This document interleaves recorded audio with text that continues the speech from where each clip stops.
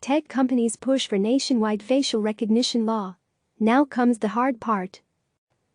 In a matter of days, there was a sea change with one of the most cutting-edge and controversial technologies in Silicon Valley. 3 tech giants, Amazon, Microsoft, and IBM, all said this week they will not sell facial recognition technology to police.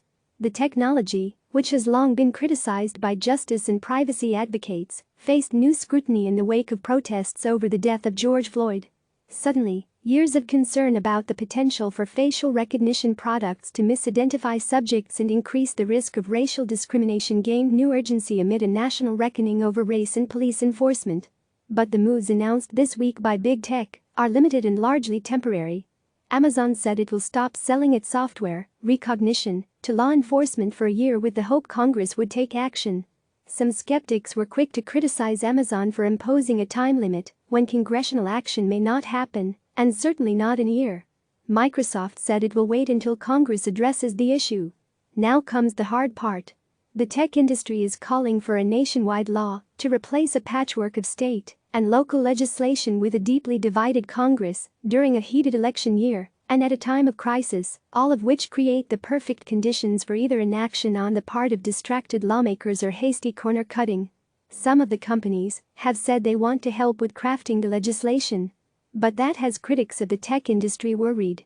They believe companies could try to seek the moral high ground on the one hand, while simultaneously using their substantial lobbying power to push for light-touch policies that benefit its financial interests. I think they can undoubtedly make more money with reformed face recognition than banned face recognition, said Matthew Gariglia, a policy analyst at the Electronic Frontier Foundation, a digital rights group. Amazon and Microsoft declined to comment. The current state of play. The term facial recognition has come to describe a wide array of tools, which are often used in a range of settings. But in general, it refers to software that, with the help of artificial intelligence, compares the image of one human face to a database in hopes of finding a match. Police can use this software to analyze stored video surveillance footage captured by CCTV or doorbell cameras, among other applications. Last May, San Francisco became the first major city in the U.S. to ban facial recognition, a move that suggested the global headquarters of Big Tech was trying to send a message to the rest of the country. But a year later, the regulatory landscape is still a jumbled mix of state and local policies, all of which seemingly focus on limiting and restricting the technology, rather than offering alternative guidelines for best practices. There's not really a state that's taken this on and said, yes, you should be using face recognition, and here's how, said Neema Singh Guliani, senior legislative counsel at the American Civil Liberties Union. At the local level, a number of cities have imposed outright bans on facial recognition. In addition to San Francisco, the list includes Oakland, Calif., as well as Cambridge and Somerville, Mass. The rules prohibit city agencies, including the police, from using facial recognition software. Meanwhile, a range of other cities are considering bans of their own. Portland, Oregon could go the furthest, with a measure that would prohibit even commercial uses of facial recognition. At the state level, California Governor Gavin Newsom signed a bill last fall that imposes a ban on facial recognition technology, but narrowly targeted at police body cameras, and only for a 3-year period. Similar laws are already in effect in Oregon and New Hampshire. There's another category of laws that could come into play, which deal with facial recognition or policing only indirectly. For example, Illinois has a rare and expensive law governing the biometric information of consumers. States like New Hampshire, meanwhile, have laws on the books preventing facial recognition software from being used in connection with driver's license images. Silicon Valley goes to Washington. Tech companies have seized opportunities where they can, in order to shape facial recognition laws at the state and local level. Amazon, for example, has spent thousands to fight Portland's proposed ban.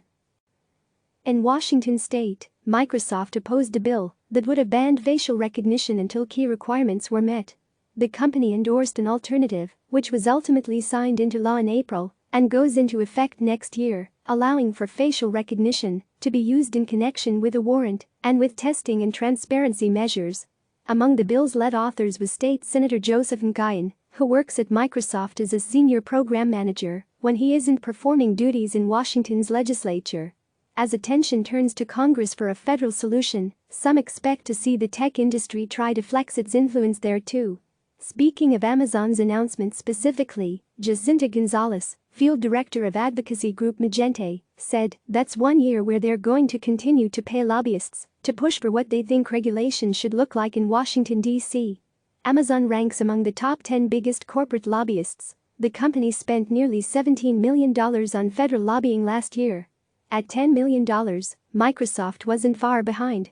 Their push for legislation pits an industry with deep pockets against a Congress that more often than not displays its ignorance on some of the most pressing technology issues of the day. At the moment, there are at least a dozen bills in Congress that either address facial recognition head-on or indirectly as part of a larger policy proposal. Some of these bills, such as one by Representative Rashida Tlaib, simply ban federal funds from being used to buy facial recognition software or ban federal agencies from using the technology. Another bill by Senator Chris Coons would limit law enforcement's use of facial recognition tech by locking it behind a warrant requirement. Senator Jeff Merkley has proposed banning warrantless facial recognition usage until a congressional commission can study the issue and develop policy recommendations. Tlaib, in particular, has been outspoken on the issue. Last year, she made headlines when she said the Detroit Police Department should only use black officers to identify black suspects via facial recognition, out of concerns that non-African Americans think African Americans all look the same. Tlaib's remarks attracted accusations of racism, but she stood by her argument, saying that even many of her congressional colleagues routinely misidentify black lawmakers. On the other side of the aisle, lawmakers including Republican Sens. Josh Hawley and Ted Cruz have invoked facial recognition as part of legislation meant to pressure foreign adversaries like China. Those are all early attempts at legislation, though, in what's likely to become a policy battle that lasts long after the current protests. Click subscribe to receive the latest news.